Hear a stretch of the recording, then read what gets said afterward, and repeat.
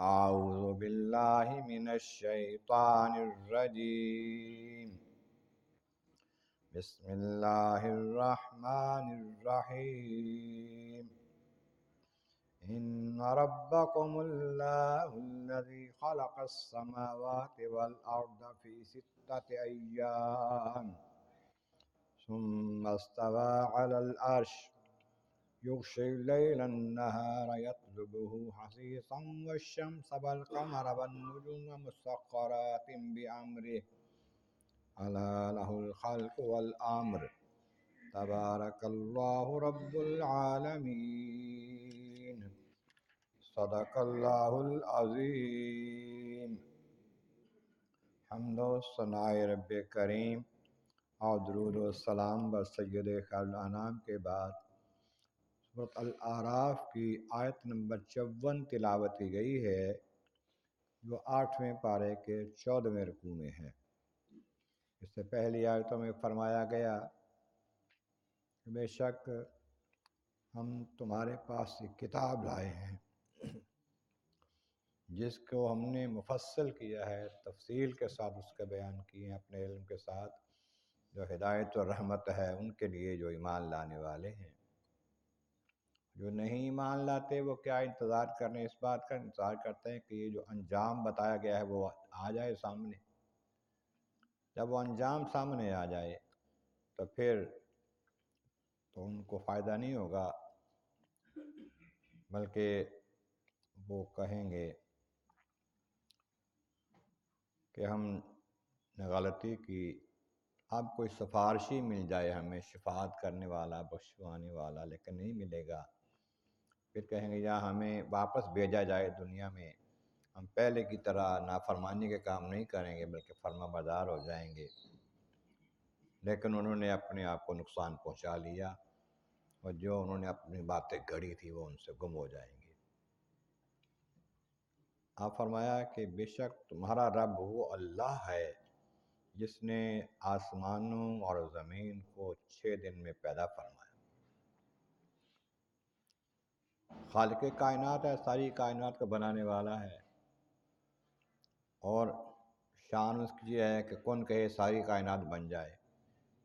لیکن 6 دن میں بنایا زمینوں کو اور آسمانوں کو، اس لیے کہ آرام سے کام کرنا رحمان کی سنت ہے، تیزی جو ہے وہ شیطان کی سنت ہے. تو 6 دن میں بنائے تاکہ انسان بھی اپنے کام سکون سے کریں، آرام سے کریں، احسن طریقے سے کریں. دن اس وقت نہیں تھے یہ والے دن جو ہیں، کیونکہ اس وقت زمین و آسمان نہیں تھے، سورج چاند ستارے نہیں تھے جن سے دن بنتے ہیں.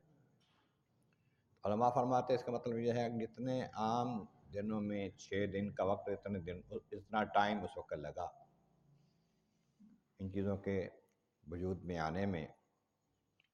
ثم استوى علی العرش، پھر اللہ تعالی جل شان عرش پر استوا فرمایا. عرش، کرسی، لو، یہ سب مخلوق ہے. عرش نہایت عظیم الشان تخت ہے، اللہ جانتا ہے اس کی حقیقت کو.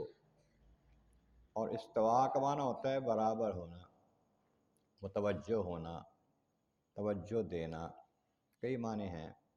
تو جو اس کی شان کے لائق ہے اس طرح اس نے استوا فرمایا. بعض لوگ یہ کہتے ہیں عرش پہ بیٹھا، یہ نہیں ہے، وہ بیٹھتا نہیں ہے، اس کی ایسی شان نہیں کسی ایک جگہ پر ہو جائے، وہ ہر جگہ موجود ہے اپنی شان کے لائق. عرش کی طرف توجہ فرمائی، عرش پر استوا فرمایا. یغشی اللیل النہار، رات کے ساتھ دن کو ڈھانپ دیتا ہے.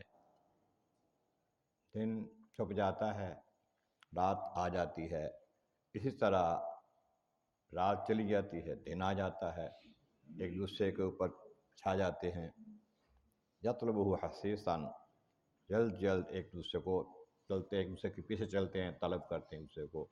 ان کے ایک روٹین کے ساتھ، ترتیب کے ساتھ سارا نظام چل رہا ہے. دن رات، سورج چاند ستارے، کوئی آگے پیچھے نہیں ہوتے، کوئی پرانے نہیں ہوتے، کوئی مرمت کے قابل نہیں ہوتے، کوئی ٹھہرتے نہیں ہیں. نظام مسلسل چلا جا رہا ہے اللہ تعالیٰ کی قدرت سے.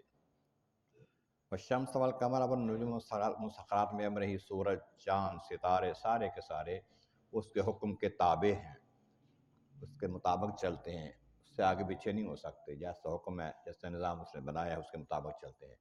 الا لہ الخلق والامر، سنو اللہ تعالیٰ جل شانہ کے ہاتھ میں ہے پیدا کرنا بھی، حکم دینا بھی۔ یہ بھی کہا گیا ہے کہ عالم خلق ہے، جو مخلوق ساری بنی ہے کسی شے سے، جیسے انسان ہے، اس کی اصلیت جو ہے، اور یہ چار جو بنیادی چیزیں ہیں، مٹی، پانی، ہوا، آگ، ان سے تخلیق کا ساری کائنات جو ہے بنی ہوئی۔ والامر، اور عالم العامر وہ ہے جس میں یہ چیزیں استعمال نہیں ہوتی، حکم دیا فرشتے بن گئے سارے کے سارے نور سے۔ تو اس طرح عالم عامر جو ہے وہ روح بھی عالم عامر میں سے ہے، سب کچھ اسی کا بنا ہوا ہے، اسی کے حکم میں ہے۔ تبارک اللہ رب العالمین، برکتوں والا ہے، برکت دینے والا وہ پروردگار جو تمام جہانوں کا رب ہے۔ عالمین تمام جہان، العالم ما سوی اللہ، اللہ کے ساتھ جو کچھ ہے وہ عالمین میں شامل ہے، اور سب کا رب ہے۔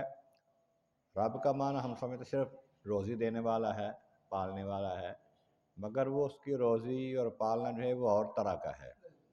ویسے تو ماں باپ بچوں کو پالتے ہیں، دیتے ہیں کھانا وغیرہ یا دودھ جو دیتا ہے، لیکن اس کا پالنا یہ ہے، وہ رب اس طرح ہے ہر شے کی ہر ضرورت کو پوری کرتا ہے، چاہے وہ شے کسی چیز سے بنی ہو۔ پہاڑ کی ضرورت کیا ہے، پرندے کی ضرورت کیا ہے، درندے کی ضرورت کیا ہے، چونٹی کی ضرورت کیا ہے، انسان کی ضرورت کیا ہے، ہر شے کی ہر ضرورت کو وہ پوری کرتا ہے، جس کو جیسے پالنا ہے وہ پالتا ہے۔ اللہ تبارک و تعالیٰ کے بارگاہ عالم ارض والا کریم، محبوب کریم کا صدقہ قرآن کریم کا فہم اور اعمال صالح نصیب فرما۔ وآخر دعوانا ان الحمد للہ رب العالمین۔